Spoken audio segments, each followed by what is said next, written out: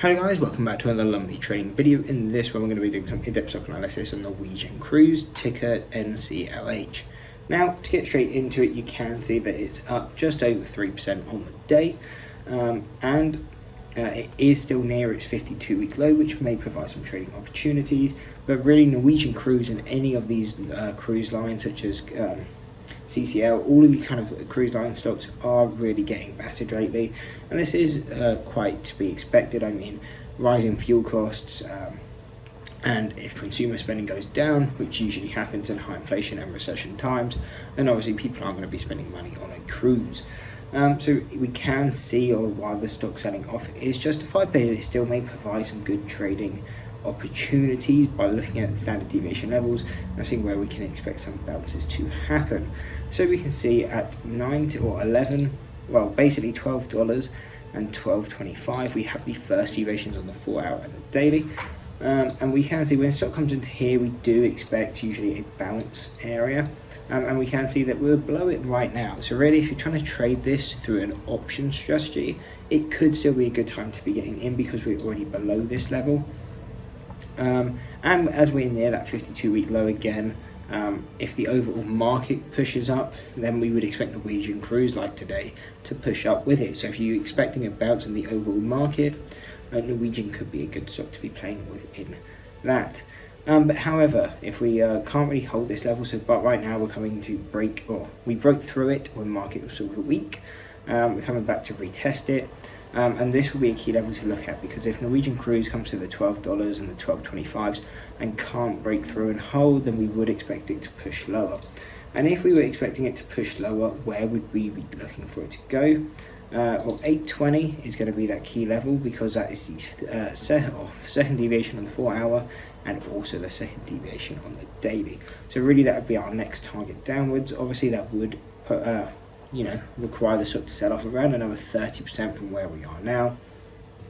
So that is quite a move, but is always possible, and that would really be our key buying level. However, if you were looking for a target a bit higher up, we would really be looking towards this kind of 10.25 level, because that is the half deviation on both the 4 hour and the daily. So if stocks start falling and you're looking to buy Norwegian cruise but you want a significant level, that half deviation will be it. Obviously it won't be as strong as a whole deviation, but if you're looking for a closer level, then those half deviations should still pack a punch. Now if this stock continues down at an extreme, I mean, we'll mark these levels, but then maybe not all that likely, at least in the near future, and that would be around $4.50 and $4, because those are the third deviations on both the daily and the 4 hour. And really we wouldn't expect to see the stock go below there, because with the third deviation you expect 99.7% of the data to be within your third deviation. So when stocks come down to their third deviations, you really do expect them to be bouncing.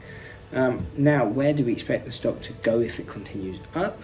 Really the first level we're going to be looking at is 1320. Now this isn't a standard deviation level, but it's a gap fill level, and this will be important to note because we did create this gap recently, and majority of all gaps get filled. So even if Norwegian cruise is just pulling back in its downtrend, this is its target. So if you were long and holding, from the the $11 or $12 mark, it's definitely an area to be looking at some profits and at least moving stops, so you don't end up taking a loss on the trade, because it is quite possible it comes into 1320 and then sells off. Now though, if we break through this level, we're looking for higher up targets. Where we're going to be looking, so around $16, or $15.50 and $16.25 are going to be those statistical mean levels. So this really means if we're holding the stock long, this is usually where we would look to be out of the trade, near enough completely, because when a stock comes into a statistical mean, it's a lot more of a gamble whether it'll go up or down from then on. So really we tend to look to lock in profits as it comes into that level, and when you really close out of our position and then don't have a bias on whether it will go up or down. Now once we break that level, or if we break that level, where would we have our next target? So $19.50 and around $20.50 going to be those next levels. So if you are holding any more long, again another target to be locking some stock in, or some profits in, but it's not quite a level where we would yet be short bias on it. Our short bias look on it would start being when it comes into its second deviations, which would be $23 and 24.75.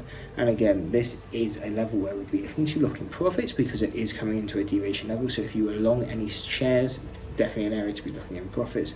But it's also a time now it's becoming a bit overbought, so we would definitely be looking to start shorting this stock.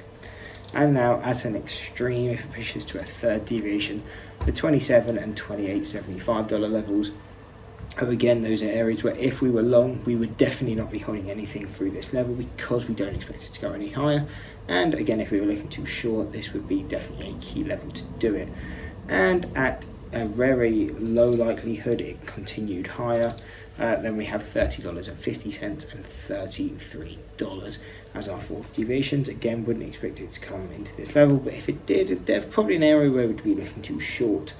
But overall, that is kind of the breakdown on Norwegian Cruise. So if that did help, don't forget to drop a like and subscribe. Hope to see you next one, and that's it. Peace. And maybe I'm crazy.